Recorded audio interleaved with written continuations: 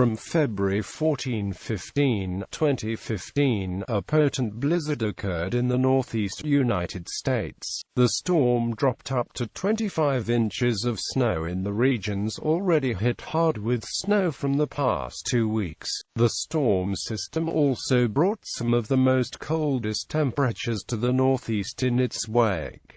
Meteorological history. The storm developed in a similar fashion to how the previous blizzard originated. On February 14, a clipper system moved off the east coast and began to intensify rapidly. By midnight, it had gained most of the required criteria to meet blizzard conditions in eastern New England. As the system moved northeast on February 15, a persistent band of heavy snow from the winter storm set up near Boston, resulting in some snowfall rates of 2 inches per hour in the snow band. The system continued to intensify even after the storm had ended, with its pressure dropping to 958 millibars by midnight February 16.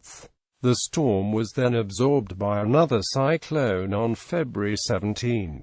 Aftermath and cold wave. The associated cold wave brought the coldest air recorded over portions of the eastern Great Lakes in decades on February 15, and possibly over the entire forecast record. Well below normal temperatures covered a large portion of the eastern United States and were expected to stay in place, with only slight moderation, through the rest of the month. Through February 21, primarily on February 16 and February 20, over 600 record low temperatures were recorded in the eastern U.S., including all-time record lows and record lows for February. As of February 15, Lake Erie had 94% ice cover, while Lake Superior and Lake Huron were over 80% covered, and Lakes Michigan and Ontario were between 50 and 60% iced over.